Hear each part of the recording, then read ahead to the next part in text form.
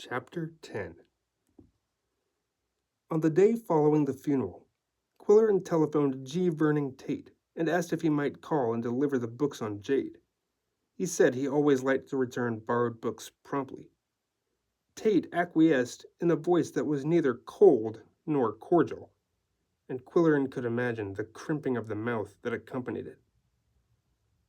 "How did you get this number?" Tate asked. Quillerin passed a hand swiftly over his face and hoped he was saying the right thing. "I believe yes, this must be the number that David Lyke gave me. I was merely curious. It's an unlisted number." Quillerin put Norton's address book away in the desk, stroked Coco's head for luck, and drove to Muggy Swamp in a company car. It was a wild shot, but he was hoping to see or hear something that would reinforce his hunch, his vague suspicion that all was not exactly as represented on the police record. He had planned no particular approach, just the Quillerin technique. In 25 years of newspapering around the country, he had enjoyed astounding success in interviewing criminals, described as tight-lipped, old ladies, timid, politicians, cautious, and cowboys, taciturn. He asked no prying questions on these occasions. He just smoked his pipe, murmured encouraging phrases, prodded gently, and wore an expression of sympathetic concern, which was enhanced by the sober aspect of his mustache. Tate himself, wearing his usual high color and another kind of silk sports shirt, admitted the newsman to the glittering foyer. Quillerin looked inquiringly toward the living room, but the double doors were closed. The collector invited him into the library. "Did you enjoy the books?" he said. "Are you beginning to feel the lure of Jade? Do you think you might like to collect?" "I am afraid it's beyond my means at the moment," said Quillerin, adding a small falsehood. "I'm subletting Harry Norton's apartment at the Villa Veranda, and this little spree is keeping me broke." The name brought no sign of recognition. Tate said, "You can start collecting in a modest way. I can give you the name of a dealer who likes to help beginners. Do you still have your Jade button?" "Carry it all the time." Quillerin jingled the contents of his trouser pocket. Then he asked solemnly, "Did Mrs. Tate share your enthusiasm for Jade?" The corners of Tate's mouth quivered. "Unfortunately, Mrs. Tate never warmed to the fascination of Jade, but collecting it and working with it have been a joy and a comfort to me for more than 15 years. Would you like to see my workshop?" He led the way to the rear of the house and down a flight of basement stairs. "This is a rambling house," said Quillerin. "I imagine an intercom system comes in handy." "Please excuse the appearance of my shop," the collector said. "It is not as tidy as it should be. I've dismissed the housekeeper. I'm getting ready to go away." "I suppose you'll be traveling to Jade Country," said Quillerin hopefully. His supposition got no verification. Tate said, "Have you ever seen a lapidary shop? It's strange, but when I am down here in this hideaway, cutting and polishing, I forget everything. My back ailment gives me no discomfort, and I am a happy man." He handed the newsman a small carved dragon. "This is the piece the police found behind Paolo's bed when they searched his room. It's a fairly simple design. I've been trying to copy it." "You must feel very bitter about that boy," Quillerin said. Tate averted his eyes. "Bitterness accomplishes nothing." Frankly, his implication came as a shock to me. He seemed an open, ingenious young man. People are not always what they seem. Could it be that Paolo was used as a tool by the real organizers of the crime? That is a possibility, of course, but it doesn't bring back my Jades." "Mr. Tate," said Quillerin, For what it is worth, I want you to know I have a strong feeling the stolen objects will be found." "I wish I could share your optimism." Then the collector showed a spark of curiosity. "What makes you feel that way?" "There's a rumor at the paper that the police are on the track of something." It was not the first time Quillerin had spread the rumor of a rumor, and it often got results. "Strange they have not communicated with me," said Tate. He led the way up the stairs and to the front door. "Perhaps I shouldn't have mentioned it," Quillerin said.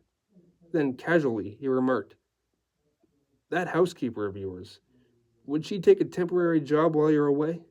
A friend of mine will need a housekeeper while his wife is in the hospital, and it's hard to get good help on a short-term basis." "I have no doubt that Mrs. Hawkins needs work," said Tate. "How long before you will be needing her again?" "I don't intend to take her back," said Tate. "Her work is satisfactory, but she has an unfortunate personality." "If you don't mind, then, I'd like to give her phone number to my friend." Tate stepped into his library and wrote the information on a slip of paper. "I'll also give you the name and address of that jade dealer in Chicago," he said, "just in case you change your mind." As they passed the living room, Quillerin looked hungrily at the closed doors. "Did Paolo do any damage in opening the cases?" "No, no damage. It's small comfort," Tate said sadly. "But I like to think the jades were taken by someone who loved them." As Quillerin drove away from Muggy Swamp, he felt that he had wasted a morning and 2 gallons of daily fluxion gas. Yet, throughout the visit, he had felt a teasing discomfort about the upper lip. He thought he sensed something false in the collector's pose. The man should have been sadder or madder. And then there was that heart-wringing curtain line. "I like to think the jades were taken by someone who loved them." "Oh, brother," Quillerin said aloud, "what a ham." His morning of snooping had only whetted his curiosity, and now he headed for the place where he might get some answers to his questions. He drove to the shop called Plug on River Street. It was an unlikely spot for a decorating studio. Plug looked self-consciously dapper among the dilapidated storefronts devoted to plumbing supplies and used cash registers. The merchandise in the window was attractively arranged against a background of kitchen oilcloth in a pink kitten design. There were vases of ostrich plumes, chunks of broken concrete painted in phosphorescent colors, and bowls of eggs trimmed with sequins.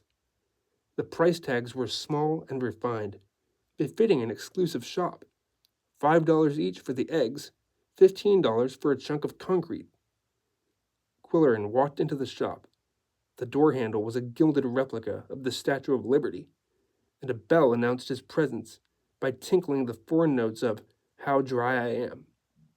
Immediately, from behind a folding screen composed of old Reader's Digest covers, came the genial proprietor, Bob Orax, looking more fastidious than ever among the tawdry merchandise. There were paper flowers pressed under glass, trays decorated with cigar bands, and candelabra made out of steer horns, standing on crocheted doilies. One entire wall was paved with a mosaic of pop bottle caps. Others were decorated with supermarket ads and candy bar wrappers matted in red velvet and framed in gilt. "So, this is your racket," said Quillerin. "Who buys this stuff?"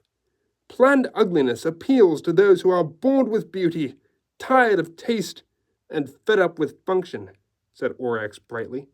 "People can't stand too much beauty. It's against the human grain. This new movement is a revolt of the sophisticated intellectual. The conventional middle-class customer rejects it." "Do you design interiors around this theme?" "Definitely. I have just done a morning room for a client, mixing depression overstuffed with mail order modern.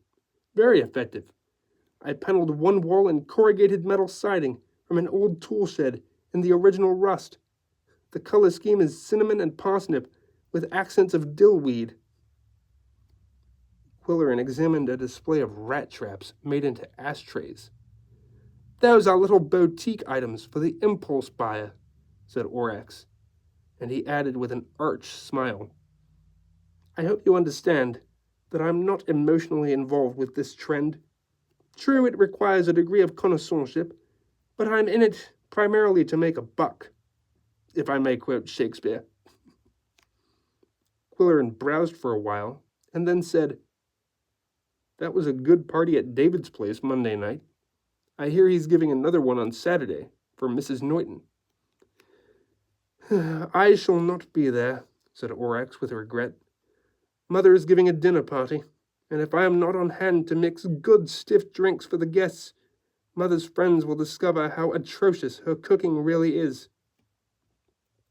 Mother was not born to the apron, but you will enjoy meeting Natalie Norton.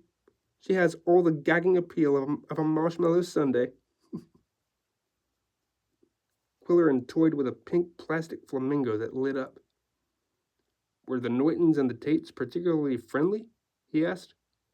Orax was amused. I doubt whether they would move in the same social circles. Oh, said Quillerin with an innocent expression. I thought I had heard that Harry Norton knew Mrs. Tate. Really? The Orax eyebrows went up higher. An unlikely pair. If it were Georgie Tate and Natalie, that might make sense. Mother says Georgie used to be quite a womanizer. He saw Quillerin inspecting some chromium bowls. Those are 1959 hubcaps, now very much in demand for salads and flower arrangements. How long had Mrs. Tate been confined to a wheelchair? Mother says it happened after the scandal, and that must have been 16 or 18 years ago. I was away at Princeton at the time, but I understand it was quite a brouhaha, and Siggy immediately developed her indisposition.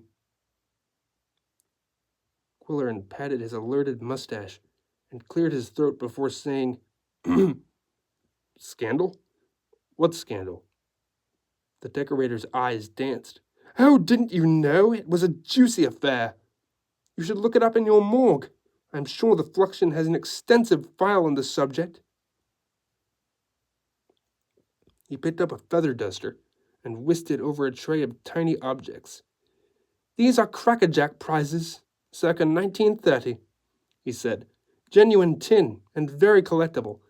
My knowledgeable customers are buying them as investments. Quillerin rushed back to the Daily Fluxion and asked the clerk in the library for the file on the Tate family. Without a word, she disappeared among the gray rows of head-high filing cabinets, moving with the speed of a sleepwalker. She returned empty-handed. It's not here. Did someone check it out? I don't know. Would you mind consulting whatever records you keep and telling me who signed for it? Quillerin said with impatience. The clerk ambled away and returned with a yawn. Nobody signed for it. Then where is it? He yelled. You must have a file on an important family like the Tates. Another clerk stood on tiptoe and called across a row of files. Are you talking about G. Burning Tate? It's a big file. A man from the police department was in here looking for it.